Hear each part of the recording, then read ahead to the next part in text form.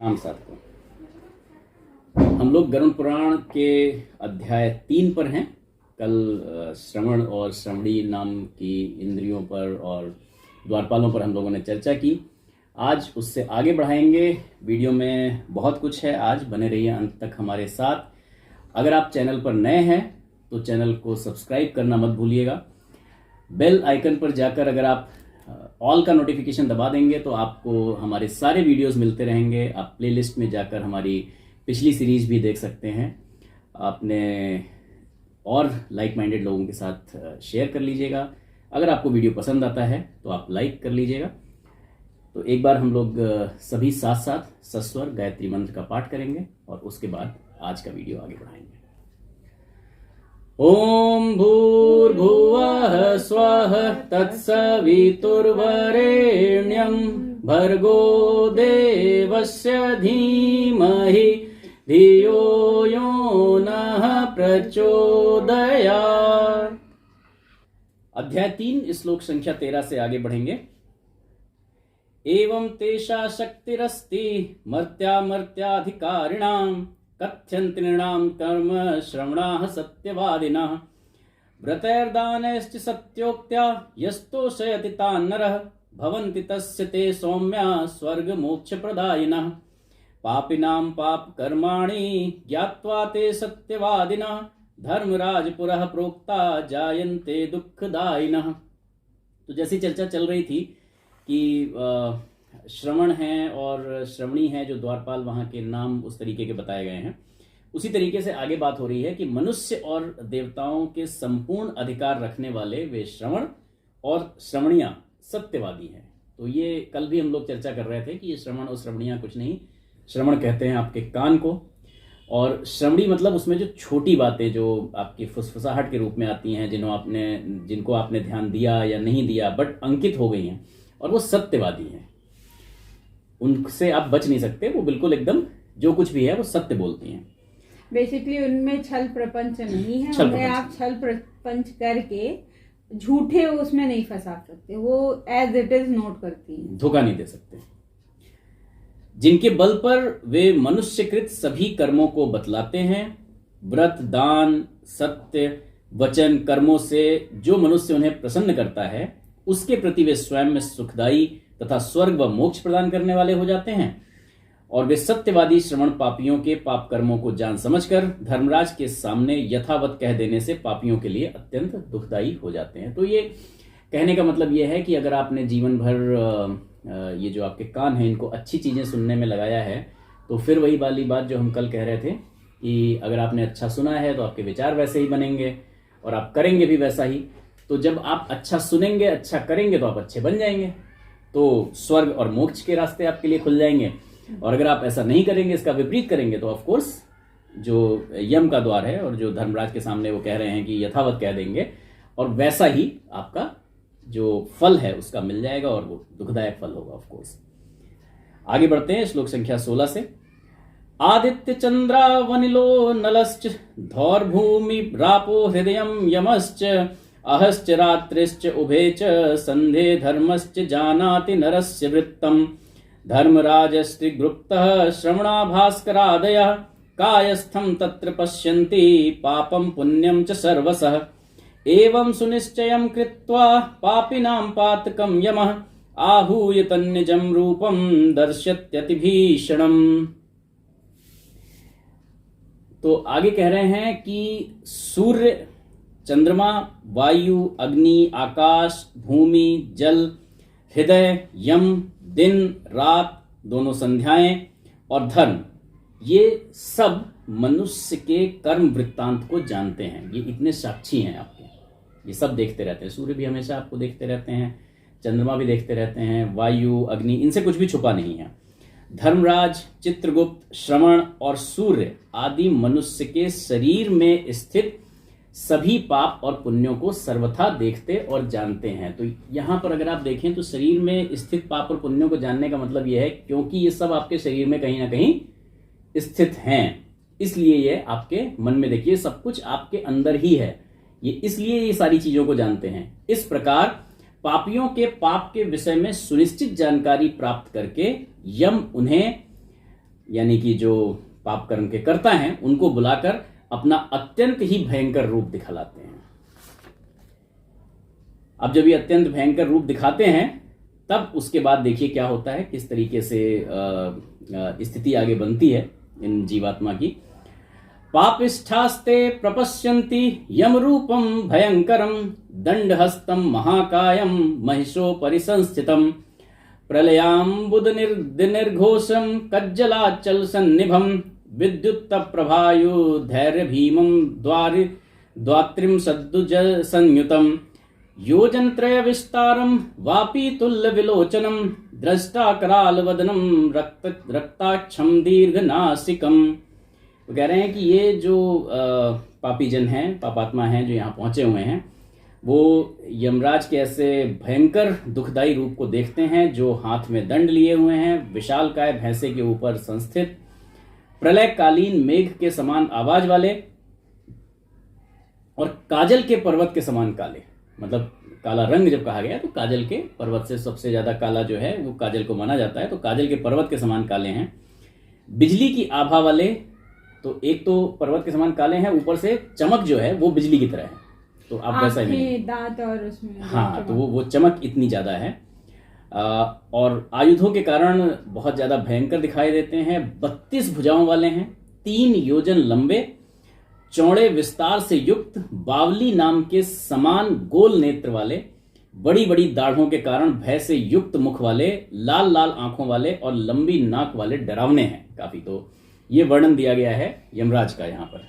Basically इसके लिए भी गुरुदेव ने अपनी जो पुस्तक थी मरने के बाद हमारा क्या होता है उसमें बताया था कि यमराज भी हमारे अपने ही मानसिक उससे होते हैं, जिन चीजों से हम सबसे ज्यादा डरते हैं, जिस आकृति से हम सबसे ज्यादा डरते हैं, जितना हम अपने दिमाग में भीषण और भयानक चीजें सोच सकते हैं, वही चीजें मिलके हमें दंड देने के लिए वैसे ही हमारे यमराज का रूप धारण कर लेती हैं।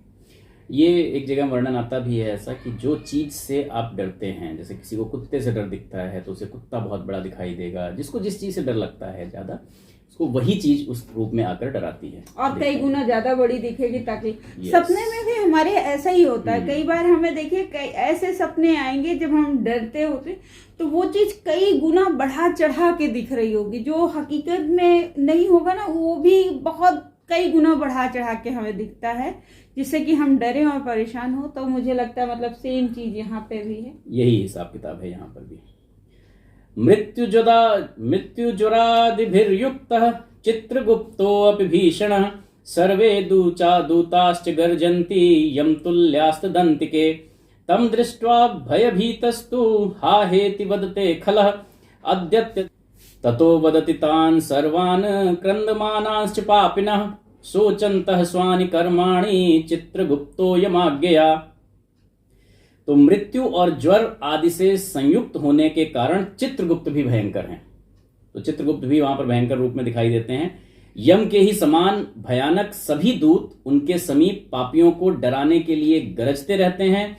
उन चित्रगुप्त को देखकर भयभीत होकर वह पापी हाहाकार करता है, दान न करने वाला वह पापात्मा थर थर कांपता है और बार बार विलाप करता है। तब चित्रगुप्त यम की आज्ञा से क्रंदन करते हुए और अपने पाप कर्मों के संबंध में पश्चाताप करते उन सभी पापियों से कहते हैं। यहां पर फिर बार बार दान की महत्ता बताई गई है, क्योंकि दान का मतलब है वितरण, डिस्ट्रीब्यूशन, जिसपे हमने लास्ट वीडियो में बहुत डिटेल में चर्चा की थी कि दान का मतलब क्या है। दान का मतलब बिल्कुल केवल रुपए पैसे से नहीं है। दान का मतलब यह है कि जो भी क्षमता, जो भी चीज आपके पास है, आपको उसका दान करना चाहिए जो आप कर सकते हैं। तो यहां पर चित्रगुप्त कहते हैं, भो भोह पापा दुराचारा अहंकार प्रदूषिता किमर्थमर्जितम पापम युष्माभिर्विवेकिभिः काम क्रोधादुत्पन्नम संगमेन च पापिनां तत्पापम दुःखदं मूढ़ा किमर्थं चरितं जनाः कृत्वन्तः पुरा यूयं पापन्यन्त हर्षिताः तथैव यातना भोग्या किमिदानीं परांगमुखाः।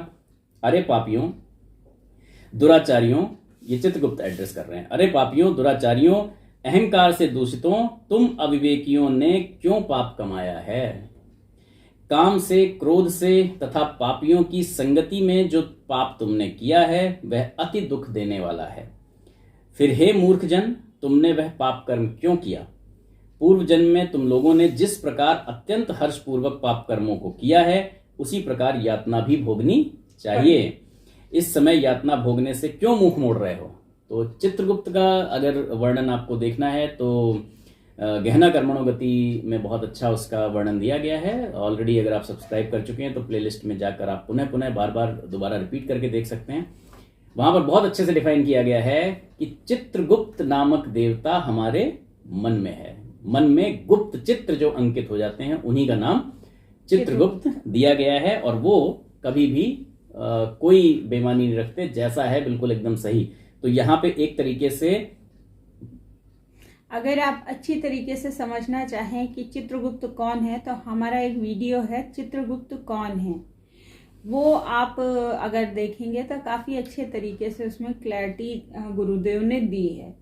तो आप उसमें बहुत अच्छे से समझ सकते हैं। और चित्रगुप्त जो हैं एक तरह से मतलब यहाँ तो इस तरीके से बताया गया, बट उसमें बड़े डिटेल में बताया गया है कि वो अपने आप ही वैसा शरीर क्रिएट कर देते हैं और खुद ही लाकर उसको दंड दिलवाते हैं। तो यही ये कहा जा रहा है कि जो बात यहाँ पर कही जा रही है कि चित्रगुप्त कह रहे हैं, तो एक्चुअली चित्रगुप्त क्या कह रहे हैं? आप ही कह रहे हैं अपने आप से, स्वयं से।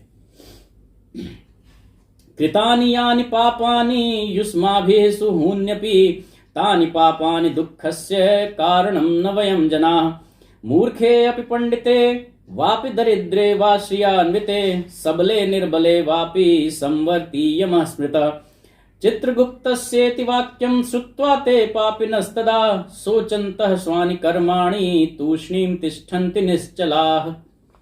कह रहे हैं तुम लोगों ने जो नाना प्रकार से पाप किए हैं वो पाप ही तो तुम्हारे दुख का मूल कारण है, इसमें हम लोग कोई कारण नहीं है। वो कह रहे हैं भाई हम कुछ नहीं कर रहे हैं, हम अपने आप से कुछ नहीं देते, ना किसी को दंड देते हैं ना कुछ करते हैं, ये तो जो तुमने किया है उसके हिसाब से तुम भोग रहे हो, हमारा इसमें कुछ करना नहीं है। मूर्ख हो या पंडित, दरिद्र हो या धनवान, सबल हो या निर्बल, यमराज सबसे समान व्यवहार करने वाले कहे गए हैं। सबका उनकी अदालत में एक जैसा हिसाब चलता है, और उनकी अदालत क्या, ये आपकी अपनी ही अदालत है असल में।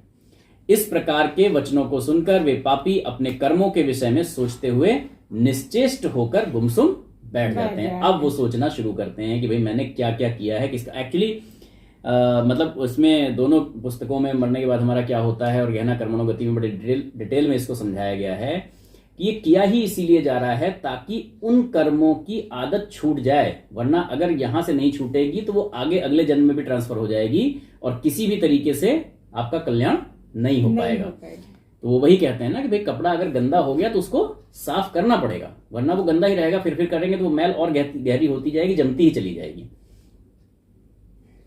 धर्मराजो अपितान दृष्ट्वा चोरवन्निश्चलान स्थितान आज्ञापयति पापानां शास्ति चैव यथोचितम् ततस्ते निर्दया दूता ताडित्वा वंदिता च गच्छन् गच्छ पापिन महाघोरान् नरकानाति भीषणान् यमाज्ञाकारिणो दूता प्रचंड चंडकादया एक पाशेन तान बद्ध्वा नयन्ति नरकान प्रति। तो कह रहे हैं चोर की भांति निश्चल बैठे हुए उन पापियों को देखकर धर्मराज भी उनके पापों का मार्जन करने के लिए यथोचित दंड देने की आज्ञा करते हैं। इसके बाद वे निर्दयी दूत उन पापियों को पीटते हुए कहते हैं, हे पापी, महान घोर और अत्यंत भयानक दुखद नरकों में चलो। यम के आज्ञाकारी प्रचंड और चंडक आदि नाम वाले दूत एक पास से उन्हें बांधकर घोर नरक की ओर ले जाते हैं। अब और मतलब खतरनाक वर्णन होगा कि किस तरह के नरक दिए जाते हैं। अब और आगे वो उसमें चलेंगे। तत्र वृक्षो महाने को ज्वलदग्नि समप्रभ पंच योजन विस्तीर्ण एक योजन मुच्छितः तद्वृक्षे शृंखलैर्बर्ध्वा दो मुखम ताड्यन्ति ते रुद्धन्ति ज्वलिस्तास्तस्त्र तेषां तात्रा न विद्यते तस्मिन्नेव शाल्मलीव वृक्षे लम्बन्ते नेक पापिनः क्षुत्ति पाप परिश्रांता यमदूतैश्च ताडिताः क्षमध्वं भोपराधं मे कृताञ्जलि पुटायति विज्ञापयन्ति तान् दूतान् पापिष्ठास्ते निराश्रया। वहां जलती हुई अग्नि के समान चमक वाला एक अति विशाल वृक्ष है जो 5 योजन में फैला हुआ है तथा 1 योजन उसकी ऊंचाई है। उस वृक्ष में नीचे मुख करके जंजीरों से बांधकर यमदूत उन्हें पीटते हैं। वहां जलते हुए वे रोते हैं, पर वहां उनका कोई रक्षक नहीं होता। उसी शालमली वृक्ष में भूख और प्यास से पीड़ित तथा यमदूतों द्वारा पिटाई खाते हुए पापी लटकते रहते हैं। वे आश्रय से हीन पापी अंजलि बांधकर, हे यमदूतों, मेरे अपराध को क्षमा कर दीजिए, ऐसी उन दूतों से प्रार्थना करते हैं। पुनः पुनश्च ते दूतैर्हन्ते लौह्यष्टिभिः मुद्गरैस्तोमरैः कुन्तैर्गदाभिर्मुसलैर्भृशम् ताड्डनाच्चैव निश्चेष्टा मूर्छिताश्च भवन्ति ते तथा निश्चेष्टिस्तानि दृष्ट्वा किंकरास्ते वदन्ति भो भोः पापा दुराचाराः किमर्थं दुश्चेष्टितं सुलभानि न दत्तानि जलान्यान्यपि क्वच्चति। तो बार बार लोहे की लाठियों, मुद्गरों, भालों, बर्छियों, गदाओं और मूसलों से उन यमदूतों के द्वारा वे अत्यधिक पीटे जाते हैं। मारने से जब वे चेष्टा से रहित और मूर्छित हो जाते हैं, तो यानी कि अब यहां पर आके मार पिटते पिटते बेहोश हो जाते हैं, और तब उन निश्चेष्ट पापात्माओं को देखकर यम के दूत कहते हैं, अरे दुराचारियों, पापियों, तुम लोगों ने दुराचरण का पाप क्यों किया? जल और अन्न सुलभ होने पर भी उनका दान कभी क्यों नहीं दिया? तो बार बार जो महिमा बताई जा रही है, जो बेसिक चीज बार बार आप देखिए, चित्रगुप्त भी कह रहे हैं, यम के दूत भी कह रहे हैं, वो सबसे जो इम्पोर्टेंट चीज है वो है दान। और यहाँ पे उन्होंने अन्नदान की विशेषता के बारे में वर्णन किया। यहाँ पे अन्नदान की बात करी है, आगे वाले श्लोकों में अन्नदान को और विशेष रूप से बताया जा रहा है। आप ये समझें कि वैसे भी मतलब जब धर्म के 4 चरण कहे जाते हैं, तो सतयुग में धर्म अपने 4 चरण पे चलता है, सत्य, पवित्रता, तप और दान। त्रेता में सत्य का ह्रास हो जाता है, पवित्रता, तप और दान रह जाता है। तो रामचरितमानस में जब वर्णन आता है, जो हमारे दूसरे चैनल पे चल रही है, तो उसमें वर्णन आता है कि भगवान राम ने अपने आचरण के द्वारा उसको फिर से स्थापित किया। तो उत्तरकांड में आता है कि 4 चरण धर्म कर वेदा, तो वहां पर वो चारों चरण स्थापित किए। द्वापर में आके आपका तप और दान रह जाता है, केवल पवित्रता भी चली जाती है, और कलयुग आते आते तप भी चला जाता है, केवल दान रह जाता है। इसलिए कलयुग में दान की महत्ता सबसे ज्यादा बताई गई है। एंड मतलब एकमात्र दान ही एक ऐसा सहारा है कलयुग में, जिसके सहारे आप बहुत आसानी से जो है ये भवसागर पार कर सकते हैं। मतलब अगर आप मन क्रम वचन से शुद्ध होके और शुद्ध अंतःमन से कोई चीज दान करते हैं, तो उतना भी काफी है अपने उद्धार के लिए। ग्रासार्धमपि नो दत्तम न श्रवाय सयोर्बलिम नमस्कृता नातिथयो न कृतं पितृतर्पणम् यमस्य चित्रगुप्तस्य न कृतं ध्यानमुत्तमं न जत्तस्य तयोर्मन्त्रं न भवेद्येन यातना नापि किंचित् कृतिं तीर्थं पूजितां नैव देवताः गृहाश्रम स्थिते नापि हंतकारो अपि नोद्धृत। कह रहे हैं तुम लोगों ने कभी आधा ग्रास भोजन भी किसी को ध्यान नहीं दिया, मतलब आधा कौर भी नहीं दिया, एक तो पूरा बड़ी दूर की बात है, और ना ही कुत्ते तथा कौवे के लिए बलि अन्नादि दान ही किए, अतिथियों को कभी नमन नहीं किया, ना ही पितरों का श्राद्ध तर्पण ही किया, यमराज तथा चित्रगुप्त का उत्तम ध्यान भी आपने नहीं किया, उनके मंत्रों का जप ध्यान नहीं किया, जिससे तुम इस यातना से मुक्त हो सकते थे। कभी कोई तीर्थों की यात्रा नहीं की, देवताओं की पूजा भी कभी नहीं की, गृहस्थाश्रम में रहते हुए भी तुमने हंतकार यानी बलिवैश्य, पंचभूतों यथा गाय, कुत्ता, कौवा, चींटी एवं ब्राह्मण के लिए भोजन का अंश अग्नि में आहुति देना, यह बलिवैश्य की क्रिया कही जाती है। तो मतलब ये कहा जाता है कि 5 आहुतियां आप गाय की, कुत्ते की, कौवे की, चींटी की और ब्राह्मण की भोजन के एक अंश के रूप में, तो ये आप लोग अपने घरों में भी कर सकते हैं। गैस पे ही छोटा सा एक तांबे का पात्र बनाकर और 5 आहुतियां आप गायत्री मंत्र के साथ दे सकते हैं। तो ये आहुतियां निकालने का, यदि आपको ये ताम्र पात्र बनाने में कोई प्रॉब्लम हो, तो शांति कुंज हरिद्वार या जितने भी गायत्री चेतना केंद्र हैं, वहाँ ये सब चीजें मिलती हैं, क्योंकि गुरुदेव ने बलि वैश्य प्रथा का मतलब बहुत अच्छे से समझाया है। और उस चीज को आगे बढ़ाने के लिए उन्होंने बड़ा इससे सहज और सुलभ बताया है। उसके जो मंत्र हैं, उसका जो ताम्र पात्र है, वो सारा कुछ वहाँ बहुत इजीली और बहुत छोटे से प्राइस में मिल जाता है। बड़ी आसानी से आप जहाँ कहीं भी होंगे वहाँ आपके घर के आसपास गायत्री चेतना केंद्र होगा। और अगर नहीं आप पहुँच पाते हैं वहाँ तक, या आपको एड्रेस नहीं मिल पाता है, तो 8wgpstore.com से ऑनलाइन भी आप मंगवा सकते हैं। तो एक उसका स्टिकर आता है और एक छोटा सा पात्र आता है जो गैस के बर्नर पे ही रख के आप स्लो पे उस पे ही 5 आहुतियां डाल सकते हैं। वो स्टिकर बेसिकली वो मंत्र होते हैं जिनके उसमें जो है आप ये बलि वैश्य प्रथा कर सकते हो। और इसके लिए ना किसी भी जाति पाति ऊंच नीच का कोई भेदभाव नहीं, कोई भी कर सकता है। जिसे कहते हैं ना कि जब हम अपने भोजन का एक अंश अर्पण करके खाते हैं तो हमारा जो पूरा भोजन है वही प्रसाद बन जाता है। तो वो स्टिकर आप लेके अपने गैस जहां पर लगा रखी है वहां पीछे आपकी जो भी वॉल है वहां उस पर चिपका लें, तो ध्यान भी रहेगा और उसी समय करते समय आप मंत्र बोल सकते हैं। तो ये पूरा अध्याय लगभग दान के ऊपर टिका हुआ है। और ये जो आज हम पाठ कर रहे हैं इसमें बेसिकली अन्नदान के बारे में ज़्यादा वो है। तो अन्नदान में भी ऐसा नहीं है कि ये सोचना कि जब हमारे पास बहुत पैसा होगा तो हम पूरा भंडारा कर देंगे, हम ऐसा करेंगे वैसा करेंगे। तो एक बड़ी छोटी सी कथा इस पे आती है कि एक बार किसी सज्जन ने देखा कि भाई कोई भंडारा करवा रहा है, तो उन्होंने कहा भाई किसने करवाया? उन्होंने बताया फलाने सेठ ने भंडारा करवाया। तो वो अपनी पत्नी के साथ चल रहे थे, तो उन्होंने कहा कि हमारे पास भी जब पैसा होगा तो हम भी ये करेंगे। तो वहीं एक महात्मा बैठे थे जो भोजन कर रहे थे, तो उन्होंने सुना और वो उठकर आए। तो उन्होंने कहा कि आप भंडारा करना चाहते हैं? उन्होंने कहा कि हाँ स्वामी जी करना तो चाहते हैं, लेकिन अभी इतना पैसा नहीं है। बोले बेटा भंडारे के लिए पैसे की आवश्यकता नहीं है, भंडारे के लिए आपने सोचा ना, बस आप कर सकते हैं। 2 मुट्ठी आटा लो, चींटियों का बिल है, डाल दो, हो गया भंडारा। 1 रोटी का टुकड़ा लो, डाल दो कौवे पक्षी जहाँ पर हैं, हो गया भंडारा। थोड़ा सा जो है वो आटा साग कुछ भी है दे दो गाय को, हो गया भंडारा।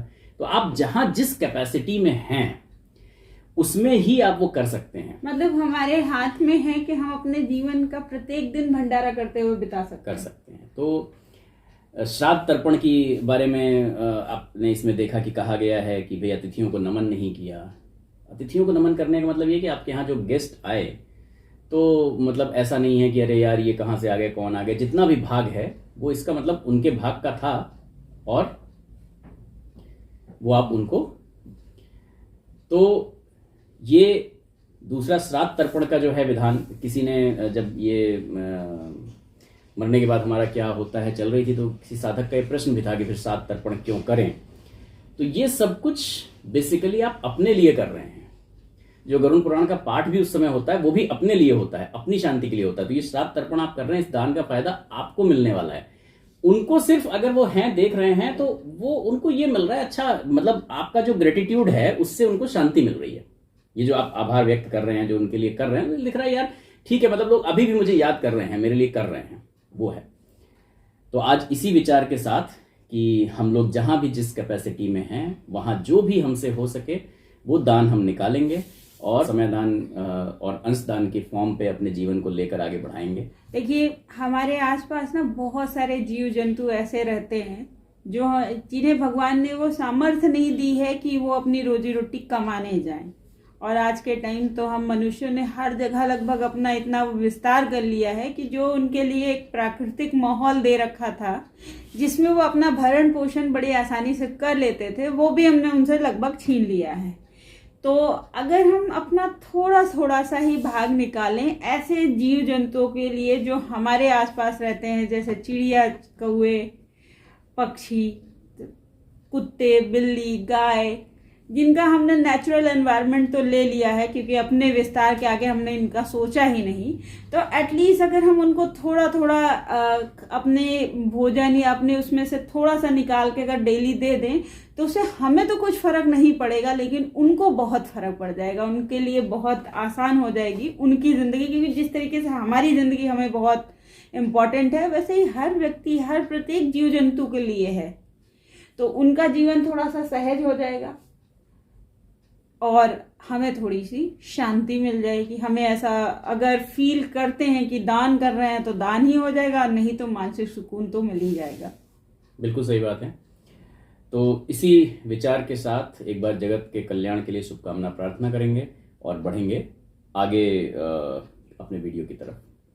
एंड प्लीज़ हमारे वीडियो को अपना प्यार दीजिए। और बीच में हम लोगों की एक्चुअली बहुत ज़्यादा तबीयत ख़राब हो गई, तो उस वजह से बहुत डिस्टरबेंस हो गया था, बट अब हम लोग सब लोग थोड़ा सा ठीक हो गए हैं, तो आगे कंटिन्यू करेंगे, रेगुलर वीडियोस डालने की पूरी कोशिश करेंगे। और आप लोगों का साथ बहुत ज़्यादा ज़रूरी है हमारे लिए, तो आप लोग अपना साथ बना के रखिए और ज़्यादा से ज़्यादा अपने फ्रेंड्स और फैमिली के साथ हमारे वीडियो शेयर कीजिए, जिससे कि जो ये हमारा एक संकल्प था गुरुदेव के विचारों को प्रत्येक मनुष्य तक पहुंचाने का, वो पूरा हो सके। तो एक बार शुभकामना प्रार्थना करेंगे और फिर आगे बढ़ेंगे।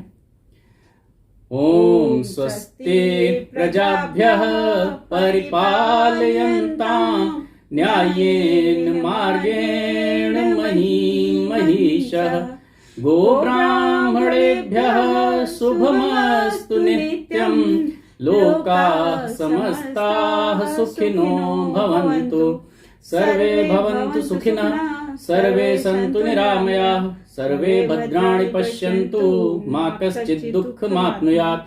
श्रद्धां मेधां यशः प्रज्ञां विद्यां पुष्टिं श्रियं बलं तेज आयुष्यमारोग्यं देहि मे हव्यवाहन प्रणाम।